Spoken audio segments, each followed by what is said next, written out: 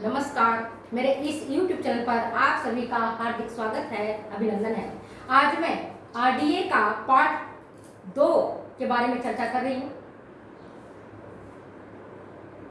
बहुत बच्चों का कमेंट्स आया कि मैडम आपने जो एब्रीविएशन लिखा था, आपकी आवाज़ साफ नहीं आ रही थी, तो बड़े बड़े बोर्ड में लिखें।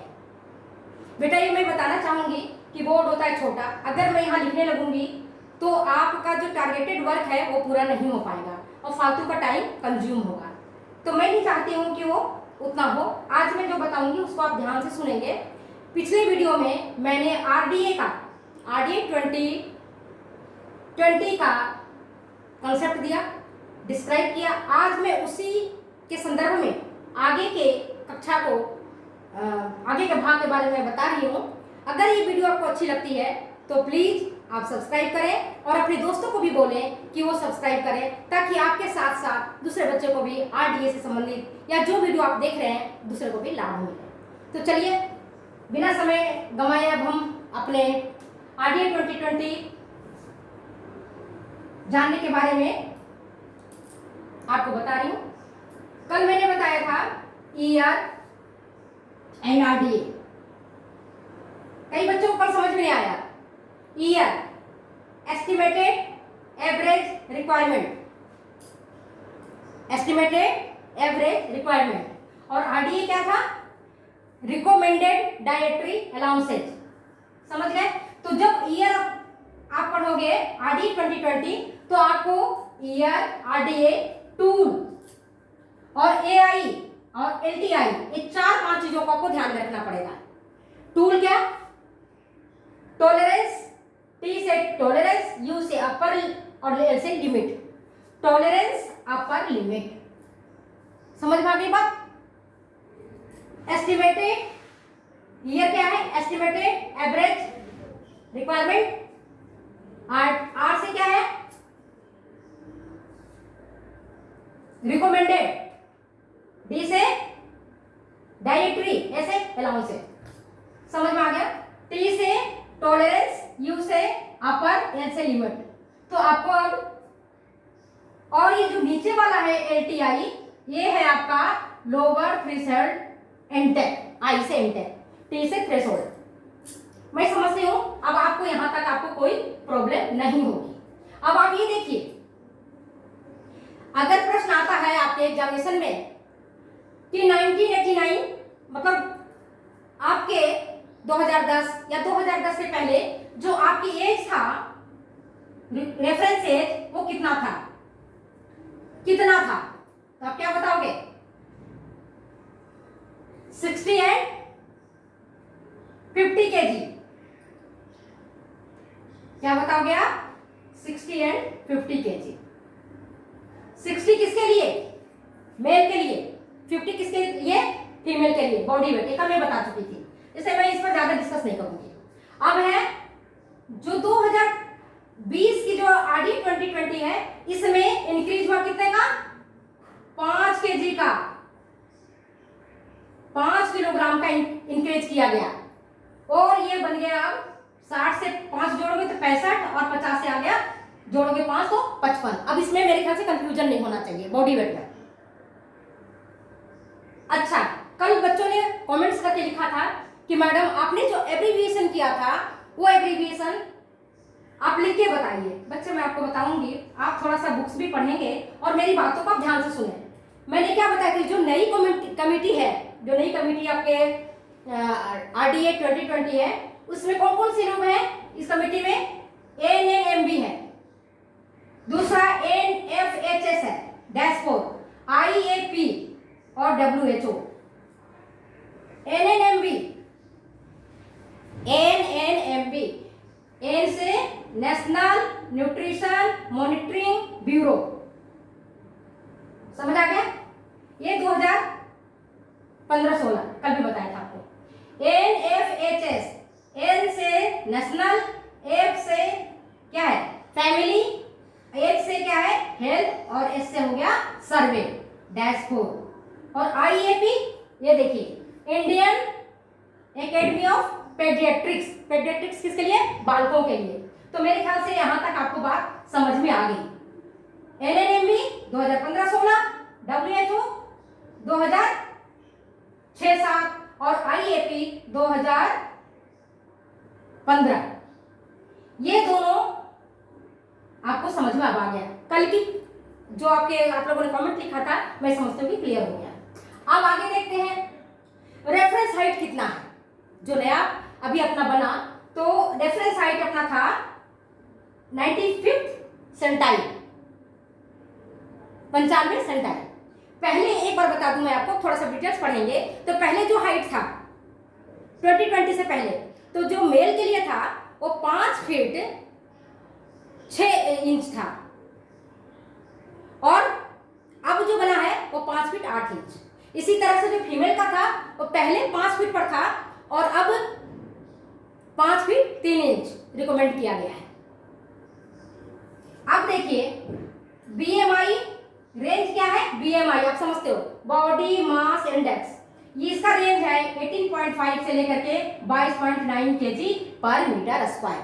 ये मैं डेटा इसलिए दे रही हूँ, आप लोगों ने कल मुझसे बोला था कि मैडम आपकी बोर्ड क्लियर नहीं आ रही है और वर्ड्स छोटे हैं और आपने थोड़ा सा डेटा भी हमें प्रोवाइड करवा दीजिए।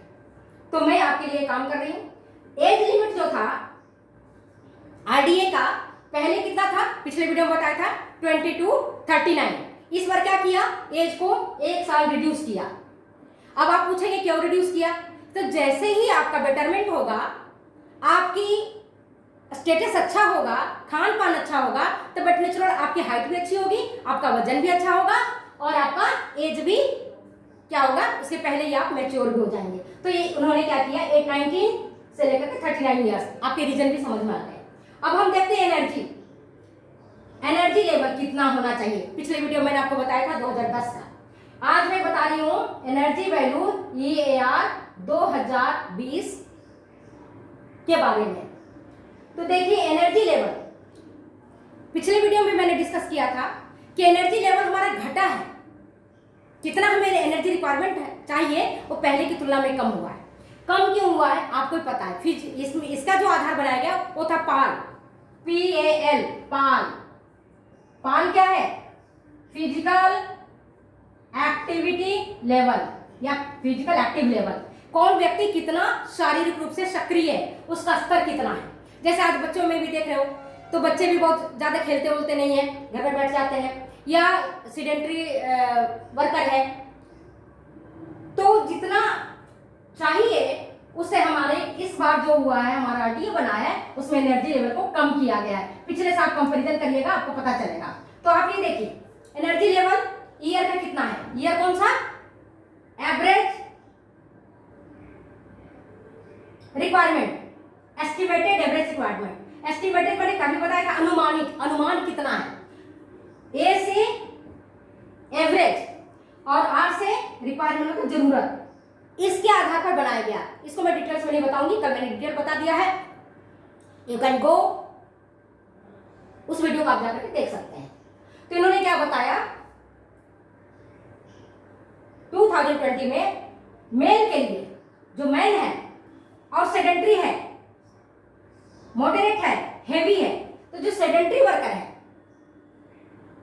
सेडेंटरी मतलब जो साधारण काम करते हैं, जैसे कलेक्टर साहब है, अपने प्रिंसिपल साहब है कॉलेज के, डायरेक्टर साहब हैं, ये सब सेडेंटरी वर्कर में आते हैं।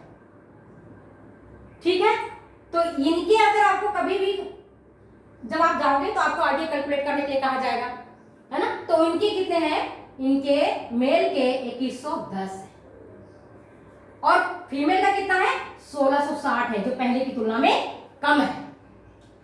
इसी तरह से मॉडरेट किसका, जो मध्यम काम करता है, थोड़ा घर का भी काम कर लिया, थोड़ा ऑफिस का भी काम कर लिया, जैसे थोड़ा बहुत खेत में भी काम कर लिए, है ना, जैसे टीचर हो गए, है ना, हम घर में गृहिणी है, तो हम लोग मॉडरेट में आते हैं।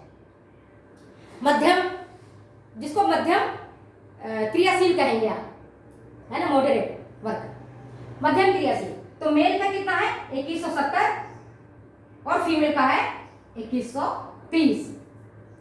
हैवी वर्कर जो है, जो बड़े बड़े काम करते हैं, भारी भारी बोझा उठाते हैं, आप सब समझते हो, पानी की बात नहीं है, जो खेतों में काम करते हैं, पत्थर उठाते हैं, कूली है, बोझा ढोते हैं, तो ये हैवी वर्कर कहलाते हैं। उनको चाहिए 3470 किलो कैलोरी एनर्जी। और हेवी वर्कर जो महिला है, जो भारी भारी काम करती है, जो मजदूरनी है, खेतों में काम करती है, पत्थर उठाती है, उनका है 2720। समझ गए बात को? इसके बाद यहीं पर मैं एक चीज और बताना चाहूंगी, जो प्रेग्नेंट मदर है उनका इन्होंने 350 ही रखा है, जो कि 2010 में था। उसमें कोई प्रकार का, किसी प्रकार का कोई परिवर्तन नहीं किया गया है।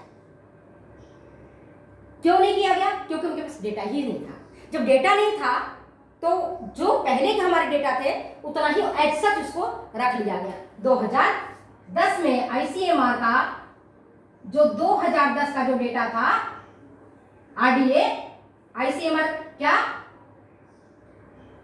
Indian council of medical research, ऐसी डेटा रख लिया गया प्रेगनेंसी के लिए 350 kilo calorie per day.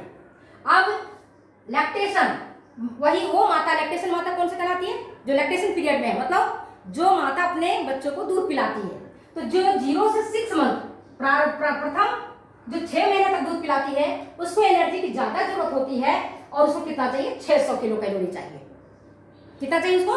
600 kilo calorie चाहिए। पहले भी ऐसे ही था, तो आपको रखने की ज्यादा जरूरत नहीं पड़ेगी। और 6 to 12 मंथ में, छठे महीने से 12वें महीने तक अगर कोई महिला अपने बच्चों को स्तनपान करवाती है तो उसको 520 किलो कैलोरी ऊर्जा की जरूरत होती है। समझ गए? अब हम देखते हैं थोड़ा सा बच्चे के केस में। बच्चों के केस में WHO स्टैंडर्ड डाटा, ये WHO जो ग्रोथ है बच्चों का, तो WHO जो चाइल्ड ग्रोथ किया है, जो उसका स्टैंडर्ड डाटा है, उसके आधार पर इनका किया गया है। और अब जो एनर्जी में एक जो खास परिवर्तन आया है, पहले कम था, बच्चों के केस में थोड़ा इंक्रीज किया गया है ना, 1 to 2 किलो कैलोरी। और 0 से 6 माह का जो अगर बालक है तो उसको 550 किलो कैलोरी की जरूरत होती है, जिसको रिकमेंड किया है। किसने किया है? ईयर ने किया। ये सारे काम ईयर ने कर रहा है। आरडीए में एनर्जी लेवल को रिकमेंड नहीं किया गया है, ईयर में किया गया है। दोनों चीज याद रखिएगा। और 0 से 6 मंथ में जिस बालक का उम्र है, 0 से 6 माह का बालक है, 6 महीने तक आते आते बालक का वजन कितना होता है? लगभग दूना। तो देखिए स्टैंडर्ड ग्रोथ रेट में 5.8 केजी उस बच्चे का वजन है, जिसके लिए हम दे रहे हैं। तो उसको कितना ऊर्जा चाहिए? 550 किलो कैलोरी पर डे। कितना चाहिए? पर डे चाहिए 550 किलो कैलोरी पर डे चाहिए। इसी तरह से 6 से 12, 1 साल का अगर बालक है, तो आप देखते होंगे, आपने पढ़ा भी होगा कि 1 साल का होते होते बच्चे का वजन, अगर बच्चा स्वस्थ है, कुपोषित नहीं है, तो अपने वजन से लगभग 3 गुना हो जाना चाहिए। तो इन्होंने 8.5 बॉडी वेट को मानते हुए एनर्जी दिया है 670 किलो कैलोरी पर डे। मैं समझती हूँ किसी को कोई प्रॉब्लम नहीं होना चाहिए। अच्छा, अब देखते हैं चिल्ड्रन के केस में। चिल्ड्रन के अभी मैं मिटा नहीं रही हूँ, मिटाऊंगी तो आपको प्रॉब्लम हो जाएगा, फिर कहेंगे मैडम आपको बोर्ड मिट गया, हमें समझ नहीं आया। तो अभी मैं मिटा नहीं हूँ, आपको यही रख रखे हूँ, आपके बोर्ड पे आपको दिखते रहेंगे। अब आते हैं पर नीचे चिल्ड्रन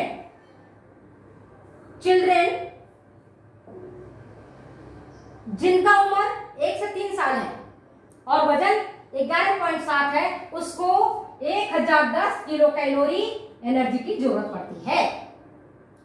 इसी प्रकार से 4 से 6 साल के बच्चे का वजन हो जाना चाहिए WHO स्टैंडर्ड डाटा के अनुसार 18.3 किलोग्राम, और उसको जो एनर्जी की लेवल की जरूरत पड़ती है वो होती है 1360 किलो कैलोरी। हम समझते हैं कि आज आपको ये डेटा भी मिल गया है, तो ध्यान से सुने। और जो बालक जिनकी उम्र 7 से 9 साल है और इसका वजन है 25.3 किलोग्राम, उसको कितनी एनर्जी चाहिए? Kilo calorie 1700। कितना चाहिए इसको? 1700 किलो कैलोरी ऊर्जा की जरूरत होती है। तो आप समझ गए होंगे कि हमारे बाल, अब आप कहेंगे कि मैडम एडोलसेंट का, तो देखिए एडोलसेंट में कोई ज्यादा विशेष डिफरेंस नहीं किया गया है, जो पहले जितना था उसी में से माइनर डिफरेंस करके और उनके एनर्जी वैल्यू को कैलकुलेट किया गया है। यहाँ पर मैं आपको ज्यादा नहीं बता पाऊंगी क्योंकि अगर मैं लिखूंगी तो बहुत टाइम लगेगा, तो इसको मैंने आपको एडोलेसेंस वाला बाद में मैं आपको चार्ट प्रोवाइड करवा दूंगी। अब आते हैं अपना प्रोटीन पर। प्रोटीन वैल्यू कितने, जो नया 2020 है आरडी 2020, तो प्रोटीन पहले हम जानेंगे कि प्रोटीन को इन्होंने किस तरह से कैसे बताया कि कितनी प्रोटीन हमें चाहिए। तो ईयर का अलग है और आरडीए का अलग है, रिकमेंडेड डाइटरी अलाउंसेस का अलग है, और जो आपके ईयर है average requirement, estimated average requirement, ये आपके थोड़े डिफरेंस है। आप अब देखिए क्या है प्रोटीन कैसे कैसे किया गया इन्होंने मेजर। तो इसके पहले जो 2010 का था उसमें प्रोटीन मेजर जो करते थे उसमें पेडकास, मैं ऊपर थोड़ा मिटाती हूं आपको तो थोड़ा आपको समझने में आराम मिलेगा।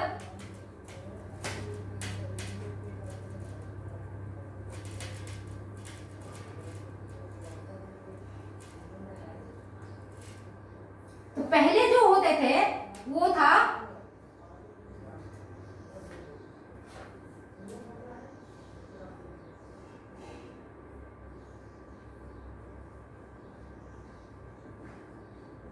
पेडकास। अब कहोगे पेडकास क्या है, तो ये है प्रोटीन डाइजेस्ट, ये है प्रोटीन, ये है digestibility correction applied on safe intake, applied on safe intake, ये पेडकास है। तो इसको जो नए बने अपने आरडीए, इस नए आरडीए में इन्होंने कहा ये मेथड सही नहीं, इसको मिटा दिया जाए, इन्होंने इस मेथड को हटा दिया। अब इन्होंने नया मेथड क्या दिया, किस आधार पर प्रोटीन उन्होंने कैलकुलेट किया, वो है आपका, याद रखोगे बिल्कुल आपको याद हो जाएगा, दिया। क्या किया, दिया। कैसे दिया, दीपावली में दिया जलाते हो, घर में दिया जलाते हो, अंधेरा हो जाता है तो दिया, DIA डबल, दिया आज का इन्होंने कर दिया कंसेप्ट। अब आप याद रखना, ये एग्जामिनेशन में अक्सर आता है और आएगा, वेरी वेरी इंपॉर्टेंट क्वेश्चन आपके लिए। तो कैसे याद रखोगे, प्रोटीन किस आधार पर मेजर किया गया, दिया के आधार पर, दिया है ना। आप दीपावली का दिया याद कर लो, घर के अंधेरे का दिया याद कर लो, कैसे। आप कहोगे कि क्या है मैडम, दिया क्या है। अब देखो ये दिया क्या है, ये क्या है, डी से डाइजेस्टेबल, पचनी होगी, डाइजेस्टेबल, ये क्या है, डाइजेस्टेबल जो पचता है ना। और आई से इंडिस्पेंसेबल, बहुत मूल्यवान, इंडिस्पेंसेबल। और ए से आप जानते हो अमीनो, और ये से है एसिड, और ये है ये स्कोर। तो वर्तमान में जो आपके प्रोटीन वैल्यू नापा गया उसमें दियाज का महत्वपूर्ण स्थान रहा, यही मेथड को यूज किया गया, दियाज को। समझ में आ गया, digestible, indispensable, amino acid, score. और कहां स्कोर, ये इलियम में। आप जानते हो पहले मैंने डाइजेस्टिव सिस्टम पढ़ाया था कि अमीनो एसिड का जो एब्जॉर्प्शन होता है वो हमारे इलियम पार्ट में होता है। इलियम मतलब स्मॉल इंटेस्टाइन का लास्ट भाग, उसमें अमीनो एसिड का जो स्कोर आता है उसके आधार पर इन्होंने किया कि जो हम हाई क्वालिटी के जो प्रोटीन इंटेक लेते हैं तो प्रोटीन जब टूटता है तो क्या बनाता है, अमीनो एसिड। सब जानते हो आप लोग, प्रोटीन जब टूटेगा, ब्रेक डाउन होगा तो क्या बनेगा, अमीनो एसिड, और उस अमीनो एसिड का एब्जॉर्प्शन होगा, ठीक है ना। तो कौन से पार्ट में होगा, इलियम पार्ट में। इलियम पार्ट में जितना इसका एब्जॉर्प्शन हो रहा है उस आधार पर प्रोटीन का आरडीए तैयार किया गया। अब ये देखो प्रोटीन हम देखते हैं, इसको अपन मिटा देते हैं ताकि आपको समझने में आसानी रहे।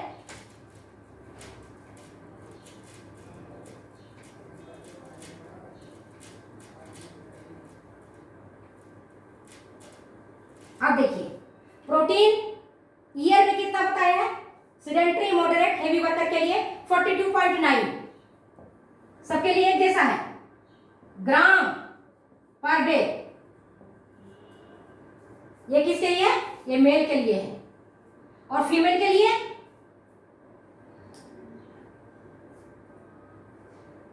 कितना है? 36.3। और कौन है वो? तीनों, चाहे सीडेंटरी वर्कर हो, चाहे वो मॉडरेट वर्कर हो, चाहे वो हेवी वर्कर हो। कहां चेंज आएगा? चेंज आएगा प्रेग्नेंट मदर में और लैक्टेशन में। तो जो प्रेग्नेंट मदर थी उनमें जो फर्स्ट सेकेंड ट्राइमेस्टर था, जो दूसरा ट्राइमेस्टर था, उसमें चेंज आया +7.6 का फीमेल में। ये किसके लिए? प्रेग्नेंट मदर के लिए। और कौन सी? Second trimester. आपको पता है ना प्रेगनेंसी को 3 पार्ट में बांटा गया है। फर्स्ट पार्ट, हर पार्ट आपका 3-3 महीने का है। तो नेक्स्ट जो सेकेंड ट्राइमेस्टर है उसमें प्रोटीन की आवश्यकता पड़ जाती है 7.6 ग्राम पर डे।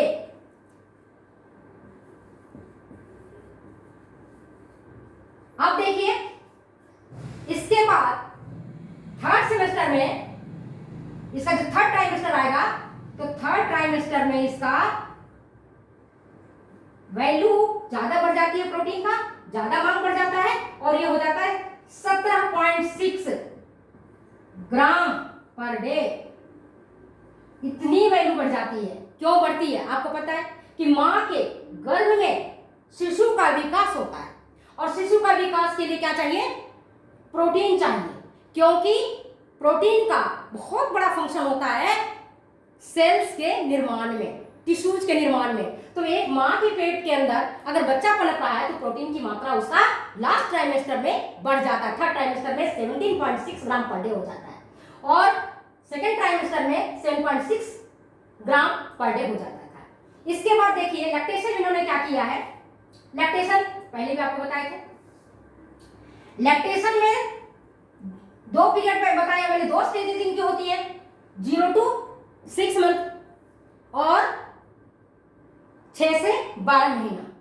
तो जो पहले 6 महीना में माता के दूध पिलाती है बच्चे को, तो 13.6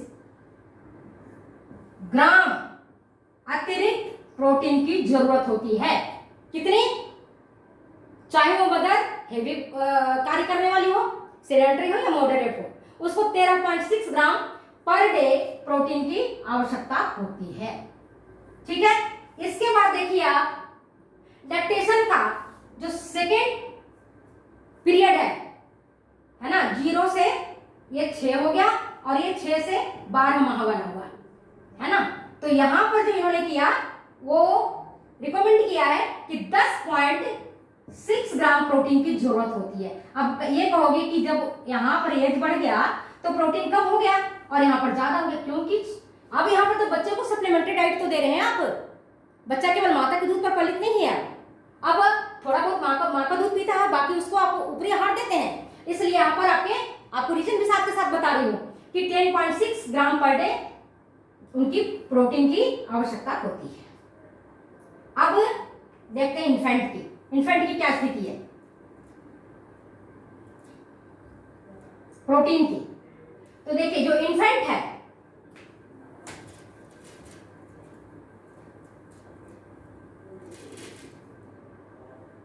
इन्फेंट है ना, इन्फेंट का हमने कितने पार्ट में बांटा था? 2 पार्ट में, 0 से 6 मंथ और 6 से 12 माह तक, ये इन्फेंट कहलाते हैं। इनको हम 6 से 12 माह। तो इनको कितना चाहिए? 6 मंथ को चाहिए 6.7 ग्राम पर डे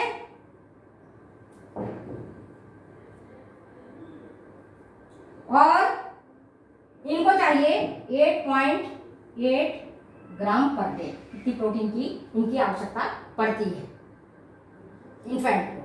चाइल्ड को कितना चाहिए? चाइल्ड को हमने कितने पार्ट में बांटा था? 2 पार्ट में या 3 पार्ट में, बताइए। 3 पार्ट में बांटा था ना।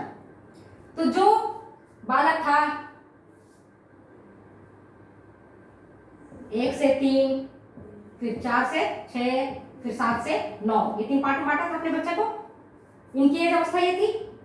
पहले भी मैंने आपको बताया वजन, WHO ने जो स्टैंडर्ड ग्रोथ चार्ट बताया उनके हिसाब से उनकी वजन होगी।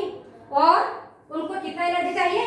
1 से 13 साल के बच्चे को 9.2 ग्राम, इनको चाहिए 12.8 ग्राम और इनको चाहिए 9 ग्राम। समझ? अब मैं समझती हूं कि आपको कोई कंफ्यूजन नहीं होना चाहिए प्रोटीन में, ये के केस में। और अब अपन चलते आरडीए। आरडीए ने क्या किया? देखिए आरडीए ने क्या किया, जो सीडेंटरी, मॉडरेट और हेवी वर्कर था, इनको इन्होंने 54 ग्राम प्रोटीन की प्रस्तावना की है।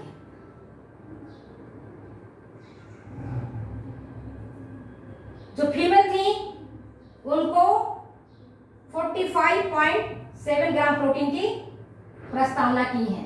यह है मेल 54, फीमेल है 45.7। प्लस यहां जो इन्होंने बढ़ाया वो जो प्रेग्नेंट मदर है, सेकेंड ट्राइमेस्टर की है, उनको 9.5 ग्राम पर डे और जो थर्ड ट्राइमेस्टर में है उनको 22 ग्राम पर डे ज्यादा रिकमेंड किया है। प्लस इनको इतना देना पड़ेगा। जो फीमेल है उनको daily 45.7 gram protein per day की जरूरत पड़ती है। अगर प्रेग्नेंट है तो सेकेंड ट्राइमेस्टर में उसको प्लस 9.5 ज्यादा की जरूरत पड़ेगी और थर्ड ट्राइमेस्टर की है तब उसको 22 ग्राम पर डे प्रोटीन की ज्यादा जरूरत पड़ेगी। अब समझ में आ गया होगा आपको। और अगर लैक्टेशन पीरियड में है, वो लैक्टेशन मदर है, बच्चों को दूध पिलाती है, तो अब ये देखिए 16.6 ग्राम पर डे प्रथम 6 महीना में और दूसरे 6 महीना में 13.2 ग्राम प्रोटीन की जरूरत पड़ती है। तो हम समझते हैं आपको प्रोटीन वाला पार्ट क्लियर हो गया होगा। अब ये देखिए प्रोटीन का पार्ट क्लियर हो गया। अब ये बताया है कि जो बेटर प्रोटीन रेशियो जो है ना बताया है कि कैसे होना चाहिए, कैसा हम करें, सीरियल, लेग्यूम और मिल्क कंपोजिशन, ये क्या होना चाहिए, पहले क्या था और आज क्या था, ये विशेष परिवर्तन है जिसको आपको देखना पड़ेगा। क्या? Cereal, legume and milk. Cereals, legume and milk. Cereal सब जानते हो, अनाज, जितने प्रकार के अनाज है, धान, ज्वार, बाजरा, मक्का, मड़ुआ, जो भी आप खाते हो ये सीरियल में आता है। तो पहले 2010 में आईसीएमआर ने कितना किया था, ये 11 का अनुपात था, 11, 1 और ये था 3। ये किसने दिया था? 2010 में आईसीएमआर का दिया हुआ है। जो वर्तमान में प्रोटीन संबंधित जो आरडीए बना, इसमें परिवर्तन किया गया सीरियल, लेग्यूम और मिल्क कंपोजिशन में। सीरियल में आपको समझिए अनाज, लेग्यूम सभी प्रकार की दालें, सब लेग्यूम में आता है, दालें और फलियां सब लेग्यूम में आता है, सब जानते होंगे आप लोग। दालें, फलियां, सी से सीरियल, सभी प्रकार के अनाज, ये अनाज है, ये दालें हैं और ये आपका मिल्क है। मिल्क कंपोजिशन में आप जो कुछ भी ले रहे हो, दूध और दूध से बनी भोज्य पदार्थ, मिल्क कंपोजिशन, इसका रेशियो कितना होना चाहिए वर्तमान में जो बताया है, बहुत इंपॉर्टेंट है आपके एग्जामिनेशन पॉइंट ऑफ व्यू से, ध्यान से सुनिएगा। इसका 3:1 और ये 2.5, ये कर दिया 2020 में। वर्तमान में जो परिवर्तन आया है ये ग्रेटर परिवर्तन है। अभी एक परिवर्तन, ये तो आपका प्रोटीन समझ में आ गया होगा। अब हम देखते हैं अपना कार्बोहाइड्रेट का CHO। पहली दफा, कल भी बताया था, आज भी बता रही हूं, पहली दफा CHO को डाइटरी अलाउंसेज में लागू किया गया, मतलब डाला गया। क्यों डाला गया? इसलिए कि सीरियल जो कार्बोहाइड्रेट होते हैं CHO चाहे कुछ भी आप लोग कार्बोहाइड्रेट में आप जानते हो, सब जो भी प्रकार के अनाज हैं उनको हम जो आते हैं वो सब कार्बोहाइड्रेट अंतर्गत आते हैं। तो कार्बोहाइड्रेट में 100 टू लेकर के 130 ग्राम तक लेना अनिवार्य है। इन्होंने कर दिया, प्रस्तावित कर दिया कि इतना आपको लेना चाहिए। क्यों? For the glucose level of brain, माने ब्रेन दिमाग को आपको ज्यादा ग्लूकोज मिले, टाइम पर ग्लूकोज मिलता रहे, इसलिए आपको कार्बोहाइड्रेट को इस बार इंक्लूड किया फर्स्ट दफा, पहली बार 100 टू 130। तो सबके लिए इन्होंने 100 किया ईयर में,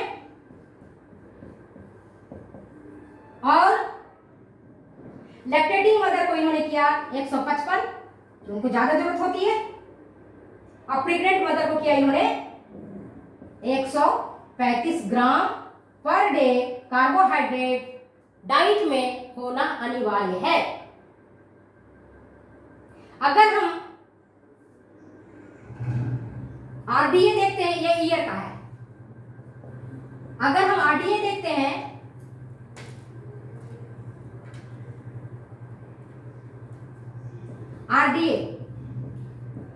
आरडीए देखोगे तो इन्होंने 130 ग्राम सबके लिए रिकमेंड किया है, और सेडेंटरी वर्कर है, चाहे मॉडरेट वर्कर है, चाहे हेवी वर्कर है, उसको होना चाहिए मेल के लिए और सभी के लिए। और केवल प्रेग्नेंट जो लेडी है उसके लिए 175 ग्राम पर डे, और जो लैक्टेटिंग मदर है उसके लिए 200 ग्राम पर डे कार्बोहाइड्रेट का इन्होंने प्रस्तावित किया है। अब आपको समझ में आ गया होगा कि मैंने आपको बता दिया जो जो बहुत इंपॉर्टेंट था, वो सारी चीज बता दिए। अब मैं आपको बताती हूँ एक चीज जो मैंने बहुत बार चर्चा किया है, शायद आपका वीडियो बहुत लंबा हो जाएगा, इसलिए मैं इसको जल्दी बाइंड अप करना चाहती हूँ, लेकिन फिर भी मैं चाहती हूँ कि इसको पूरा कर ही दूँ।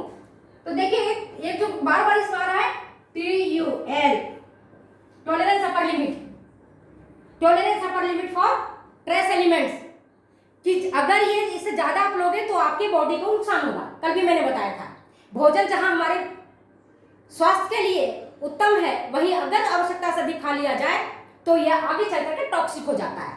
ट्रेस एलिमेंट भी हो, चाहे कैल्शियम हो, कोई भी हो। तो कैल्शियम का जो अपर लिमिट बताया 2000 बताया है, उससे ज्यादा नहीं होना चाहिए। ऐसे पर डे हमें कितना चाहिए? 1000 चाहिए मिलीग्राम पर डे। ये किसने बताया है? ये कहा है आरडीए ने, और ईयर ने कहा है इसको 200 माइनस कर दोगे तो आपके आ जाएगा ईयर का। ये वाला बहुत आसान है आपके लिए याद करना। ईयर से 200 जोड़ दोगे तो आपके आरडीए कैल्शियम का मिल जाएगा, और घटा दोगे तो ईयर मिल जाएगा। कोई दो अगर आपको याद है तो 1000 दिया है इसने आरडीए कैल्शियम, किसके लिए? सबके लिए, चाहे प्रेग्नेंट मदर हो, सेडेंटरी हो, हेवी वर्कर हो, कोई भी हो, सबके लिए कैल्शियम की मांग जो है वो बताया 1000 मिलीग्राम पर डे कैल्शियम की मांग सबके लिए। एक जो है मेनोपॉज लेडी है, उनको 200 बढ़ा दिया है, यहां कर दिया 200 तो हो गया 1200, और लैक्टेटिंग मदर के लिए 200 बढ़ा दिया है। लैक्टेशन के लिए कैल्शियम की मांग ज्यादा कर दिया है, मेनोपॉज की अवस्था में भी 200 की मिलीग्राम ज्यादा बताया है कैल्शियम डिमांड की। और जितनी कैल्शियम होनी चाहिए, और कैल्शियम और फास्फोरस ये जो दोनों है, कैल्शियम और फास्फोरस का जो अनुपात है वो 1:1 है। डिफरेंस क्या है पहले और अब में? पहले जितना कैल्शियम की जरूरत थी, जितनी डिमांड था, उससे इन्होंने अभी 1.5 गुना थोड़ा सा ज्यादा कर दिया है। समझ में आ गया बात कैल्शियम और फास्फोरस का। और अब देखिए,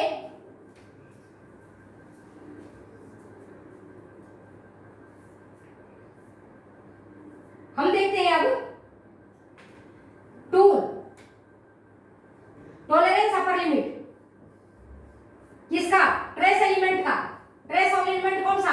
जो माइक्रो न्यूट्रिएंट्स है, जिनकी ज्यादा बॉडी में आवश्यकता नहीं है, लेकिन उनको रहना भी अनिवार्य है। अगर वो नहीं रहेंगे तो हमें बीमार कर देंगे, ज्यादा रहेंगे तो बीमार करेंगे, कम रहेंगे तो बीमार करेंगे। इसलिए उन्होंने भी ये बताया कि कितना होना चाहिए मैक्सिमम।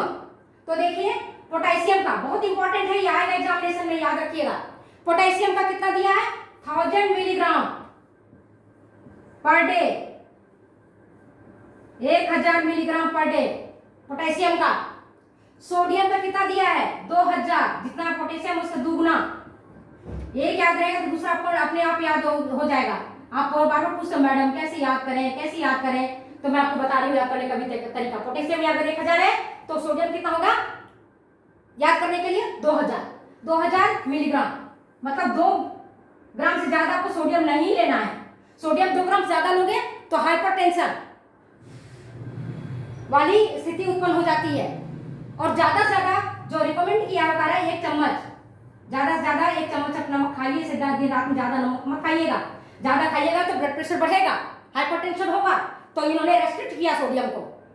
ये जो मूल चेंजेस आया है वो इसमें देखिए, ध्यान दीजिए मेरी बात को। मूल चेंजेस आया है कि आप सोडियम को रेस्ट्रिक्ट कीजिए। 1 चम्मच ज्यादा नमक मत खाइए। जो सोडियम की जिसमें अमाउंट होना चाहिए 2000 मिलीग्राम पर डे। आप देखिए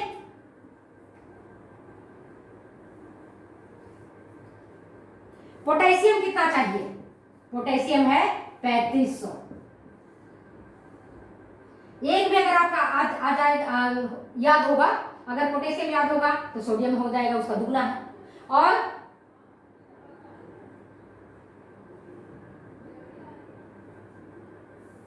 ये है आपका phosphorus 1000 milligram, sodium 2000 milligram, potassium 3500 milligram per day. एक अगर याद करोगे तो सब एक दूसरे से रिलेटेड है, याद हो जाएगा आपको,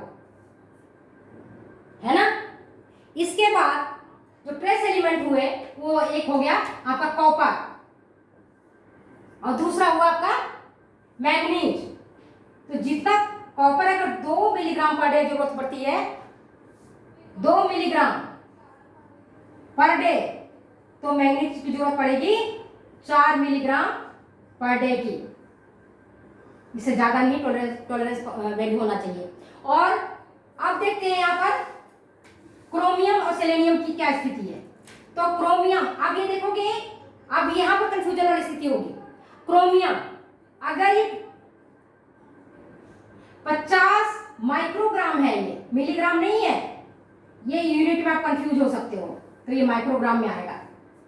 अभी तक हमने पढ़ा था मिलीग्राम मिलीग्राम, अब हम क्रोमियम को देख रहे हैं माइक्रोग्राम में, और सेलेनियम भी है माइक्रोग्राम में। ये 40 माइक्रोग्राम पर डे से ज्यादा आपका जैसे ही होगा, ये टॉलरेंस अपर लिमिट है। इससे ज्यादा आपका अपर लिमिट नहीं होना चाहिए। इसके बाद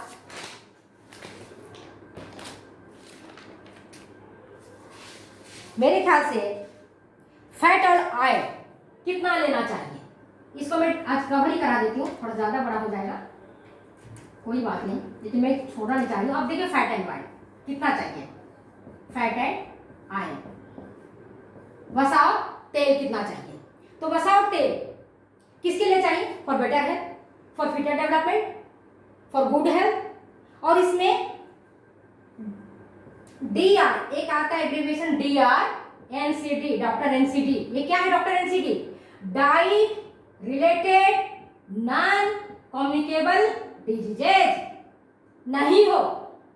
और इन सब के लिए, बैलेंस के लिए, अपने उत्तम स्वास्थ्य के लिए हमारे भोजन में घी और तेल, फैट्स एंड ऑयल्स का होना जरूरी है, जो हम खाते हैं, जो हमें ऊपर से खाते, चाहे सरसों का तेल खाते हो, तिल का तेल खाते हो, घी खाते हो, मक्खन खाते हो, ये इसकी मात्रा कितनी होना चाहिए? मेल में 25,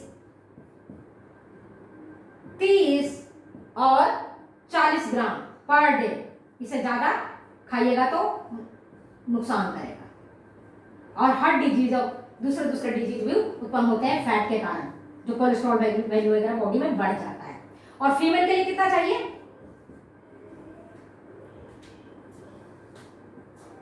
20, 25 और 30 ग्राम पर डे घी और तेल। इससे ज्यादा एक व्यक्ति को अपने डाइट में नहीं लेना है। एवरेज ज्यादा से ज्यादा इसी रेंज में अपने को चलना है। जो मेल है उसको 25, 30 और 40। फीमेल है 20, 25 और 30। ये किसके लिए है?